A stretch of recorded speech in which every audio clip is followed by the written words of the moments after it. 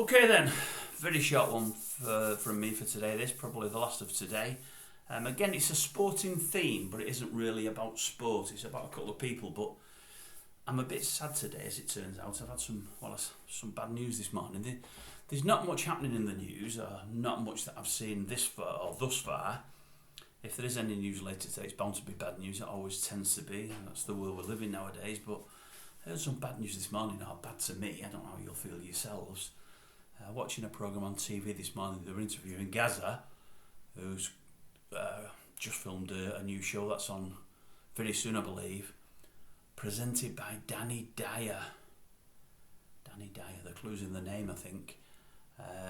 That is a gentleman we'll be talking about further down the line in the crosshairs section of this YouTube channel. I don't know what it is. He's another one of them people that's everywhere. We obviously can't get enough of a bad thing. I don't know what it is. I just don't know what it is. Maybe it's just me. Maybe I'm wrong. Right, let me tell you about two people I want to praise. There's not a lot of praise that goes on in this channel. It's the way it's been set up. I probably won't get a lot of praise back from many people that ever watch it. Not that there's many watching at the moment because nobody knows about it.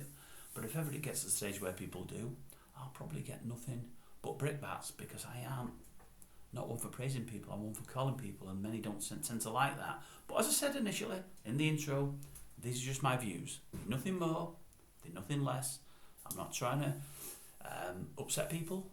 I'm not trying to alienate people or alienate myself from the rest of the human race. These are just views I have on people, rightly or wrongly. I'll give you two people I like. Who should we go with first? Both newspaper columnists now. One always has been, one's from a sporting background. None of this concerns my team, Manchester United. One of them is a football writer. The other guy writes about absolutely everything. We'll go with the one that maybe less of you would know initially. It's from the country's biggest newspaper, the Daily Mail there. I used to get one of the red tops many years ago, and I just got fed up with it being covered with 3 or 4 personalities, which probably was the start for me of not liking most things in the media. Again, if you go back to my intro, it mentions lots of people out there with not a lot of talent and making lots of money for doing very, very little. And this newspaper used to feature people like Jordan, formerly known as Katie Price, it used to say in some days and some not. The lady, I can't remember her name, who's since died. I think she had a cancer, and it's a great shame. Someone from Big Brother, I can't remember her name. I should, but I can't. It was after the Samantha Fox era. There was 3 or 4 people in there anyway. Little or no talent between them. Kerry Katona, she'd be another one. Loads of people love her, don't they? Why, I don't know, but people love to probably read train crash interviews and watch train crash lives. She'd be another one, and I was just fed up with seeing all these people, so I thought I'm going to go to a paper where they write proper editorial stuff, they write proper things regarding sport, but also proper things to do with life. And anyway, I picked the Mail. I think it's heavily supposed to be a Tory paper. Well, I have no political alliances, so that doesn't matter to me. I like the sports writing. That said, the paper it came from had some great sports writers, especially with football. I like the sports writing there, but I like lots of pieces about what's happening in the world today. And they do loads of stuff in the Mail, things to do with film stars from years gone by and films from years gone by, and things to do with the First World War and the Second World War, and they do a brilliant job. It's a great paper, but I went from 7 days a week with it and having my head stuck in the paper for an hour and a half every day to just Saturdays and Sundays, and I love it on Saturday and Sunday. The red top I used to buy, I still buy that on Saturday because the racing coverage is great in that paper. The Daily Mail's racing coverage is abysmal. It's possibly the worst in Great Britain. It's just shocking. They've just shunned racing altogether. It's absolutely abysmal. For a great paper, it's abysmal. So Daily Mail, take heed. It's awful. I feel sorry for your sports writers there that covering racing because they get no help from you whatsoever.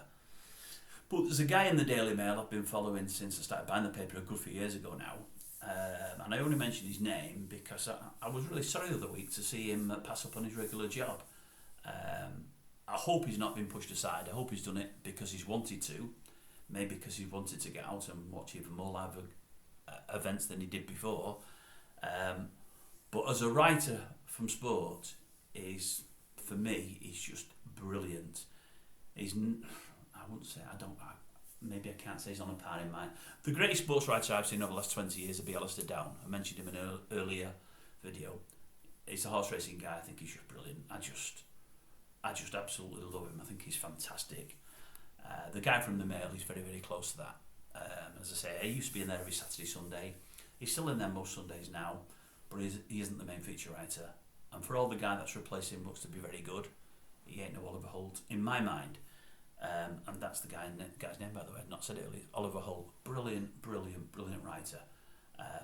I mentioned earlier that the Masters had concluded this weekend. He's done a piece on Tiger Woods there. He's actually watched Tiger Woods at the Masters this weekend. I think he's followed him around as well, so he's obviously been in Augusta himself. And he's done a fantastic piece, and it comes on the back of loads of great pieces about the Saudis, the people behind Newcastle, the people behind the World Cup, the Qataris, and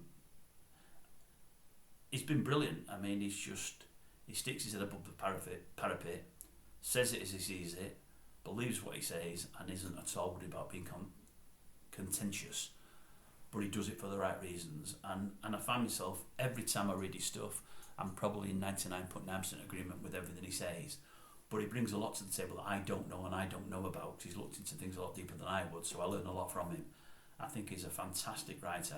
I'll be honest with you, for all I call the Mail for the coverage of horse racing, I must say they've given Mr. Holt a lot of rein and a lot of rope there, and they've let him write what he feels obliged to write. Many other papers, I think, would have gagged the writer. There's a lot he said that could upset a lot of people, but he's been correcting what he said, and he said it for the right reasons, and credit to the Mail there.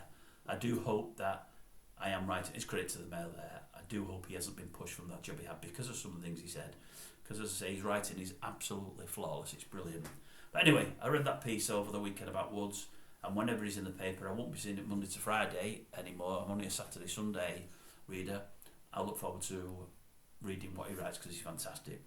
The second is, the second writer, and again we'll go to football, and again I always apologise first when I say fans of my team, Manchester United, if you don't already know that, are going to be upset with me for saying this, but as a writer, same as a pundit on the TV, I think Graham Souness is absolutely fantastic. He hasn't been with the Mail that long. He's a brilliant addition to the writing team there. I think he is absolutely brilliant.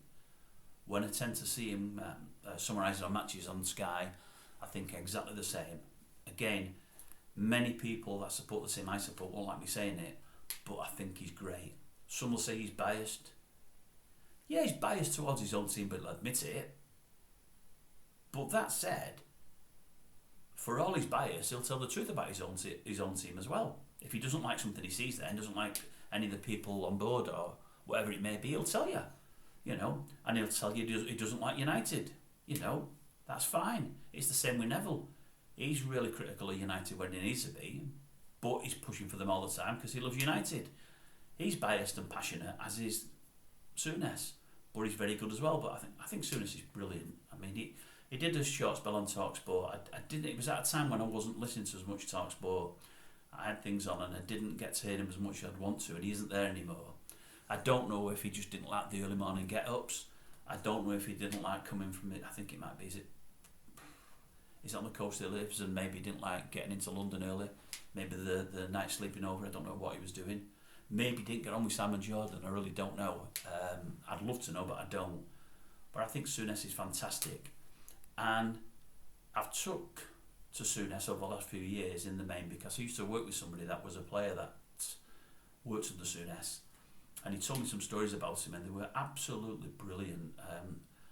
I think he was probably, he may have had some problems at Newcastle, but I think on the whole he was a really, really good manager. And the guy I know that worked for him, you won't want me to mention his name, so I won't. It was a guy I really liked. He was a great boss, and he said he worked under Souness, and he said I've worked for some top managers, Dave, 3 or 4 top managers, and I played for 2 or 3 really top teams. He said, but Souness was by far and away the best manager. He said he was fantastic for the players. He was on your side when he needed to be. He'd bolt you when you needed it. You know, he wouldn't take for anything but professionalism, but he was sensible enough to know when to give you time off or let you relax. And, you know, as long as you were being sensible and as long as you had the club at heart, he was all for you. And this guy that I worked for said he was fantastic, Souness, and I've never forgotten that. And I see it now. I think of these things when I watch him on TV, you know, with Sky, and when I read the stuff he writes. I tend to think he's like spot on all the time. He gets the odd thing wrong, like we all do, you know. Funnily enough, I think he said this weekend, I think I read him on Saturday, he thinks that Lampard signing for all it may be short at Chelsea could be a good thing. I'm not sure I agree with that, but we'll see, and you know, as time goes by. But Souness, I think you're a great pundit, mate. I love reading your stuff. I really, really do. Long may you continue. Just a pity about TalkSport. I wish you were still there because you're real VFM. I think you're good. And that's basically it. That's probably the thoughts for today because nothing's happening in the real world. And I've not got any viewers on it yet. As I say, because I'm not publicising it, I want it to just get seen and, you know, get shown. So as people come on board, that's when we'll get to the meat of what the channel's all about. Because what this channel's all about is my thoughts on the daily news, but also me having a pop at all and sundry. And there's no point having a pop at all and sundry if there's nobody on there watching. You want to do that when you've got more followers and they can have debate amongst themselves and whatever may be, and they can have a pop at me or get on board with me, whichever that may be. Anyway, have a great bank holiday Monday, and I'll see you all tomorrow or whenever you may get to see this. Thank you very much, one and all.